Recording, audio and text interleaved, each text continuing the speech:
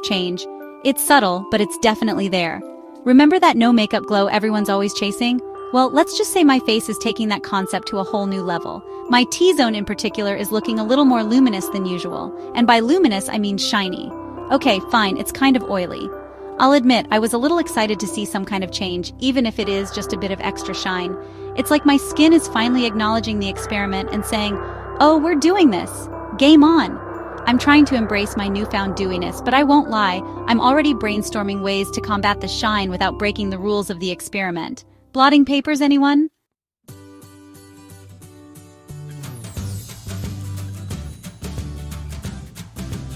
Section 4.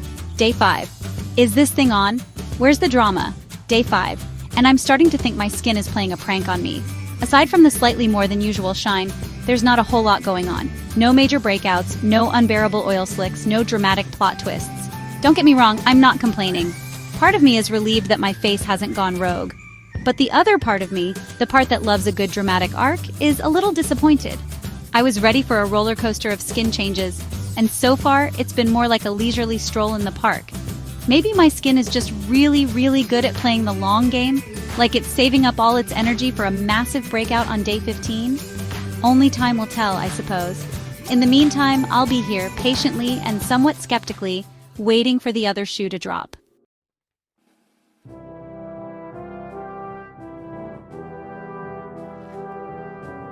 Section 1. Day 6. The breakout begins. And just like that, the honeymoon phase is officially over.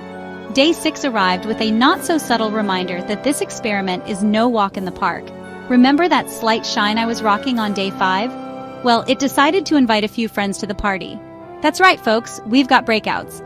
Nothing too crazy yet, just a cluster of tiny red bumps on my chin and one on my cheek, just to keep things interesting. It's like my skin finally realized I wasn't joking about this whole no-washing thing and decided to retaliate. Honestly, I can't say I'm surprised. My skin is usually pretty well behaved, but even it has its limits. I'm trying to stay positive, reminding myself that breakouts are a natural part of life, even when you're not intentionally trying to cultivate them. But I won't lie, it's a little disheartening to see my reflection and think, well, it's only going to get worse from here.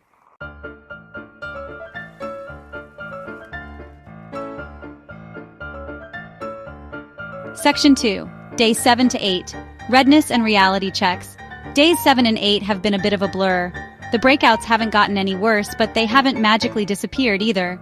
They're like tiny little reminders that my face is a breeding ground for bacteria and oil. Fun times. The real fun began when the redness decided to join the party. What started as a few small contained pimples has now morphed into a constellation of red, irritated spots scattered across my chin and cheeks. It's like my face is trying to outdo itself in the look how inflamed I can get department. I'll admit, I'm starting to question my life choices. Was this whole experiment a good idea? Is it worth it to subject my face to this kind of torture for the sake of science and YouTube views? I'm trying to focus on the bigger picture, but it's hard when you're constantly catching glimpses of your own inflamed reflection.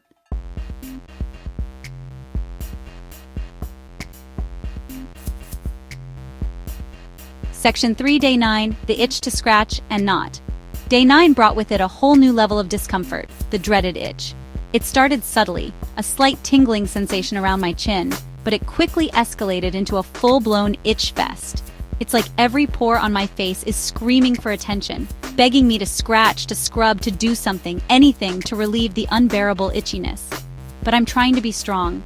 I know scratching will only make things worse, potentially spreading bacteria and causing more breakouts. So I'm resorting to every other itch relief tactic in my arsenal, gently tapping my face, fanning myself with a magazine, even holding a cold compress to the most irritated areas. It's not glamorous, but it's working, sort of. I just hope this itch subsides soon because I'm not sure how much longer I can resist the urge to unleash my fingernails on my poor, tortured face.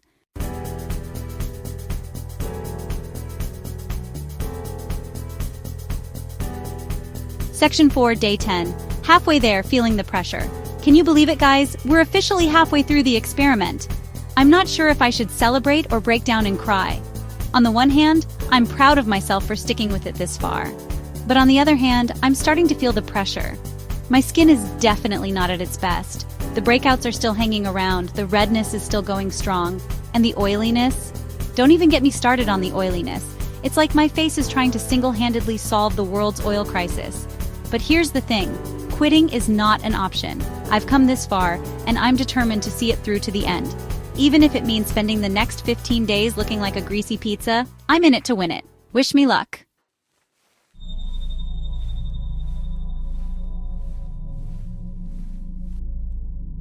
Section 1, Days 11 and 12. The experiment takes a toll. Days 11 and 12 were a blur, a greasy, uncomfortable blur. Remember that whole feeling the pressure thing I mentioned on day 10? Well, multiply that by 10 and you'll have a pretty good idea of how I'm feeling right now. The breakouts have reached a whole new level of stubbornness. They're not just hanging around anymore, they're setting up camp, building tiny little zit fortresses on my chin and cheeks. The redness, my constant companion, has only intensified, making me look like I just finished running a marathon, in a sauna. But the real kicker? The oiliness. My face is producing enough oil to fuel a small country. It's actually kind of impressive in a gross scientific kind of way. I'm starting to think I need to invest in stock for blotting papers because I'm single-handedly keeping that industry afloat.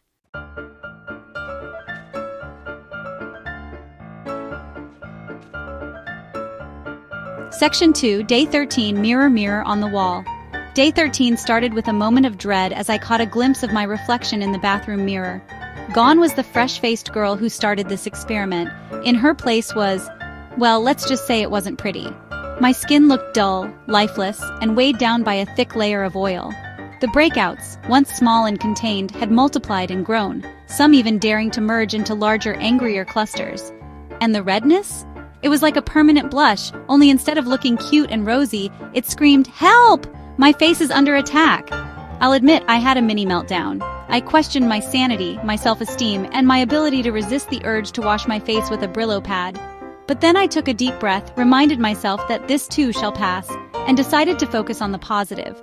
At least my hair looked amazing, thanks to all that extra face oil.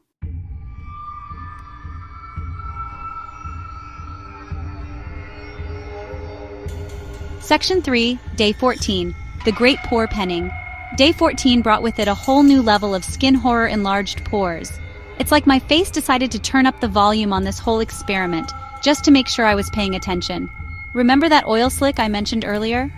Well, it turns out all that excess oil had to go somewhere. And that somewhere, unfortunately, was my pores.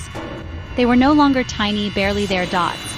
They were gaping craters, filled with a delightful mixture of sebum, dead skin cells, and probably a few stray dust bunnies for good measure. To make matters worse, because why not, the blackheads decided to make an appearance. Tiny black dots sprinkled across my nose and chin like a constellation of skin impurities, mocking me with their stubborn presence.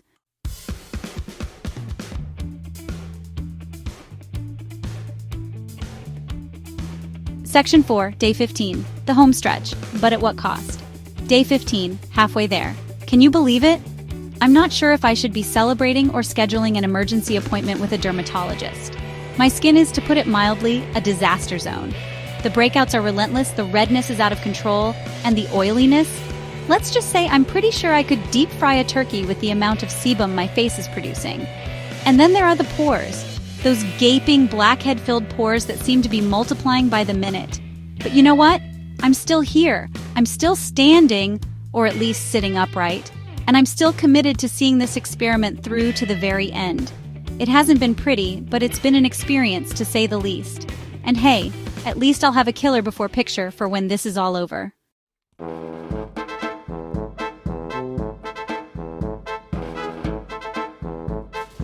Section 1, Days 16 and 17. Oil Slick and the Temple of Doom. Days 16 and 17, let's just say they weren't exactly the highlight of my month. Remember that whole oil-producing country thing I mentioned earlier? Yeah, that's still happening. In fact, I'm pretty sure I've graduated from a small country to a full-blown oil tycoon at this point. My skin feels like it's permanently coated in a thick layer of greasy film. It's the kind of oiliness that defies logic, that seems to replenish itself the second you blot it away. I'm starting to think I could power a small city with the amount of sebum my face is churning out. And the breakouts? They're still there, of course, like tiny little oil rigs, drilling for more blackheads and clogging up my pores. It's like my face is a never-ending game of Tetris, and I'm losing. Badly.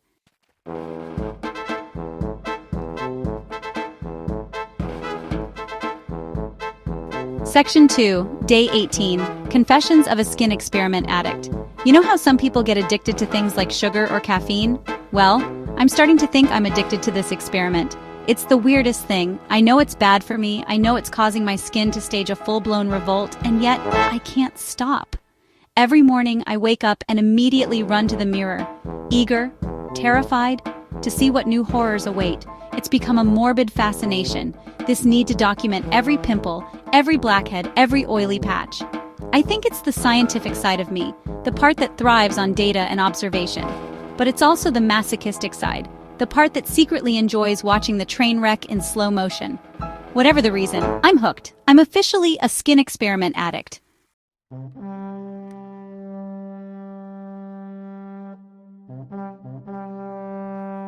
Section 3, Day 19. The walls are closing in, or maybe it's just my pores. Day 19. Just 2 more days until I can wash my face. 2 more days until I can scrub away the oil, the grime, the sheer weight of this experiment. I can practically taste freedom. But in the meantime, my skin is holding on for dear life, determined to make these last few days as unbearable as possible. My pores, those gaping chasms of oil and despair, seem to have expanded even further, like they're trying to swallow my face whole. It's like looking at a microscopic image of the moon's surface, only instead of craters, it's my pores, and instead of dust, it's a delightful mixture of sebum and dead skin cells. I swear, I can feel them pulsating, these tiny little black holes of oiliness, sucking the life out of my skin. It's claustrophobic, this feeling of being suffocated by my own pores. I need air, I need water, I need a dermatologist, stat!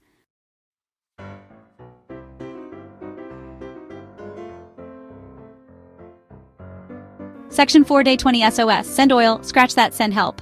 Day 20 and I'm officially waving the white flag. My skin has officially surrendered to the oil slick. It's a full-blown grease fire up in here, and I'm fresh out of extinguishers. My face is so oily, I'm pretty sure I could lubricate a car engine with it. The breakouts, once small and contained, have now merged into a super zit, a monstrous pimple that spans the entire width of my chin. It's like something out of a horror movie. I'm starting to think I'm going to need professional help to undo the damage I've inflicted upon my poor, neglected face. But for now, all I can do is wait. 2 more days. 2 more days until I can finally wash my face and bid farewell to this oily nightmare.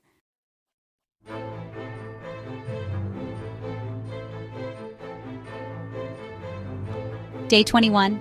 The Great Debate. To wash or not to wash? Day 21 dawned with a familiar sense of dread. My reflection in the mirror was not a pretty sight. Imagine a pizza that's been left out on the counter overnight, and you'll have a pretty good idea of what I was working with. Oily, spotty, and just a little bit crusty around the edges. I stood there for a good 5 minutes debating the merits of washing my face. On the one hand, I was committed to the experiment, determined to see it through to the very end. But on the other hand, I was starting to fear for the health and safety of my poor, neglected skin. It was a tough call. I paced back and forth, weighing the pros and cons, feeling like I was trapped in an episode of skincare intervention. In the end, I decided to hold strong. Just 4 more days to go. I could do this. I had to.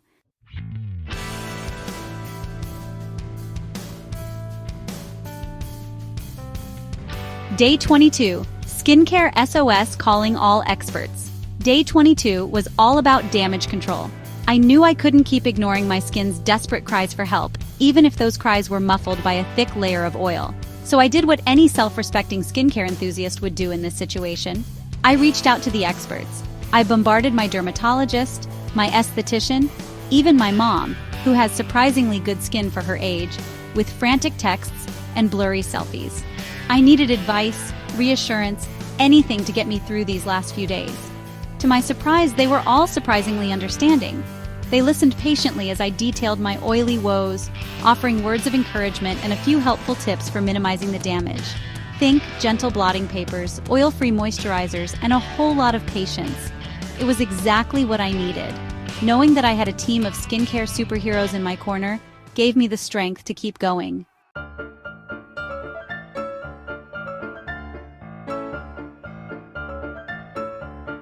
Day 23. The emotional toll of a greasy face. By day 23, the physical discomfort of the experiment had taken a backseat to the emotional toll. It wasn't just about the oiliness or the breakouts anymore. It was about how those things made me feel. I felt self-conscious, unattractive, even a little bit gross.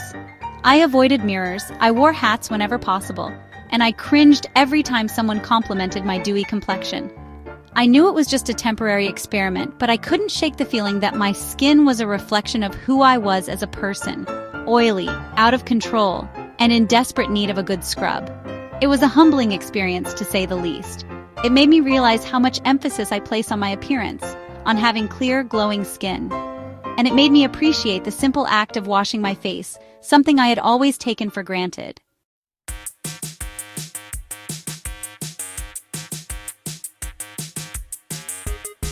Section 4, Day 24 to 25, the light at the end of the oily tunnel. Days 24 and 25 were a blur of anticipation. I could practically taste freedom, smell the sweet scent of my favorite cleanser. But I was also nervous. What if my skin never recovered? What if I had permanently damaged it beyond repair? I tried to stay positive, reminding myself that my skin was resilient, that it had survived worse, like that time I accidentally used hairspray as setting spray. Don't ask. But the doubt lingered, a tiny voice whispering, "What have you done?" in the back of my mind. Despite my anxieties, there was a glimmer of excitement. I couldn't wait to see the results, to find out if all this greasy suffering had been worth it. Would my skin emerge from this experiment stronger, healthier, more resilient? Or would it be a cautionary tale, a testament to the importance of a good skincare routine? Only time and a whole lot of face wash would tell.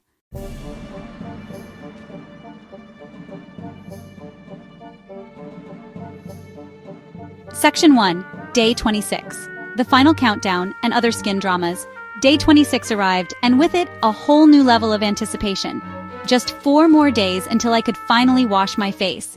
I was practically vibrating with excitement, and maybe a little bit of residual grease. But amidst the excitement, a new wave of anxiety washed over me. What if my skin didn't bounce back? What if this experiment had caused irreparable damage? I scrutinized my reflection in the mirror, searching for any signs of hope.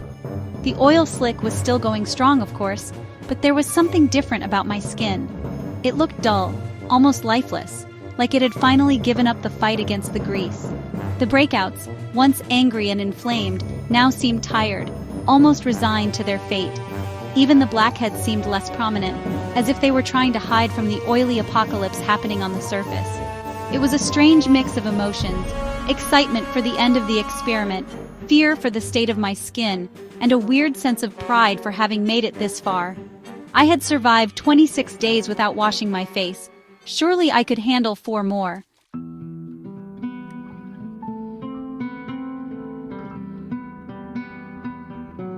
Section 2, Day 27. The waiting game, is it over yet?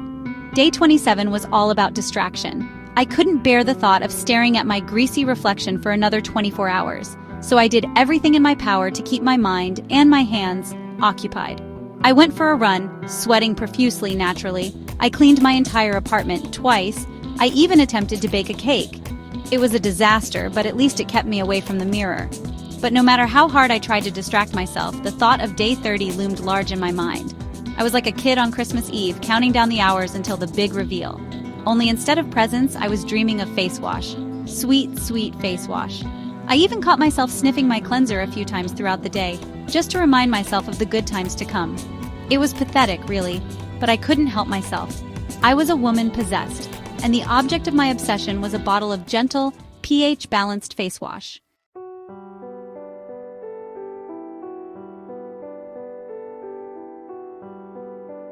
Days 28 and 29 were a blur of mixed emotions.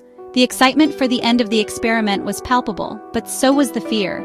I spent an embarrassing amount of time staring at my reflection, trying to gauge the true extent of the damage. Had my skin always been this textured? Were those new wrinkles or just dehydration lines caused by the Sahara Desert that was my face? I knew I wouldn't have any real answers until I washed my face, but that didn't stop me from analyzing every pore, every blackhead, every oily patch with the intensity of a forensic scientist. I was convinced that I could see the individual sebum molecules holding a microscopic rave on my chin. But amidst the anxiety and the grease, there was also a strange sense of accomplishment. I had done it. I had survived 29 days without washing my face. It wasn't pretty, but it was a testament to my willpower and my tolerance for oil.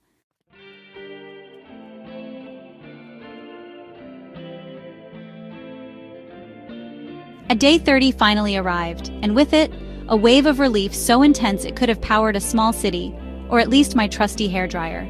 I woke up feeling like a new woman, even though my reflection told a different story. The oil slick was still going strong, the breakouts were still hanging on for dear life, and my pores looked like they could swallow a small child. But none of that mattered, because today I could finally wash my face. I won't bore you with the details of my cleansing ritual. Let's just say it involved a lot of lathering, rinsing, and repeating. But I will say this. It was the most satisfying face wash of my entire life. The feeling of the warm water, the gentle scrub of the cleanser, the knowledge that I was finally free from the tyranny of the oil slick. It was pure bliss. As I patted my face dry, I braced myself for the big reveal. Had my skin survived the experiment, or would I be left with a face that looked like a pepperoni pizza? I took a deep breath and looked in the mirror. And then, I laughed.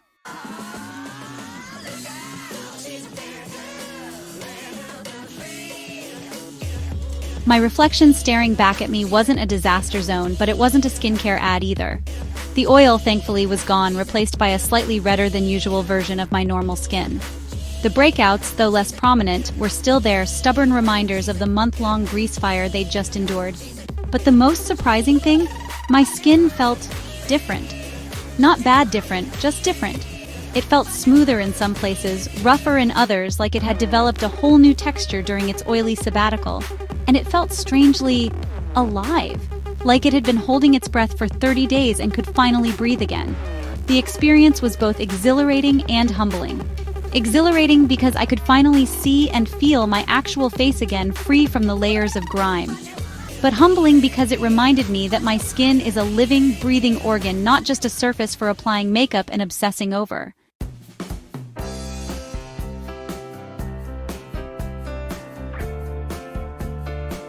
This experiment was never really about the science of skincare. It was about pushing boundaries, testing limits, and yes, maybe even getting a few laughs. At my own expense, of course. But somewhere along the way, it became about something more. It became a journey of self-discovery, a crash course in the importance of balance, and a reminder that sometimes the simplest things in life are also the most essential. I learned that my skin is more resilient than I thought, capable of withstanding even the most egregious skincare sins, within reason, of course. I learned that a good skincare routine is a gift, not a chore, and that taking care of my skin is an act of self-love, not vanity. But most importantly, I learned that true beauty comes from within.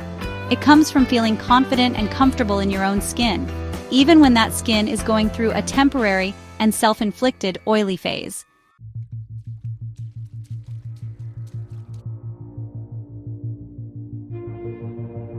So, would I recommend going 30 days without washing your face? Probably not. Would I do it again? Absolutely not. Was it an experience I'll never forget? You bet. This experiment was a wild ride, a roller coaster of oiliness, breakouts, and unexpected emotions. But it was also a valuable learning experience, one that taught me to appreciate the simple things in life, like face wash, and to embrace the ever-changing landscape of my skin, even when it's trying to stage a sebum rebellion. If there's one thing I want you to take away from all of this, it's this. Wash your face, people. It might seem like a chore sometimes, but trust me, it's worth it. Your skin and your reflection will thank you for it.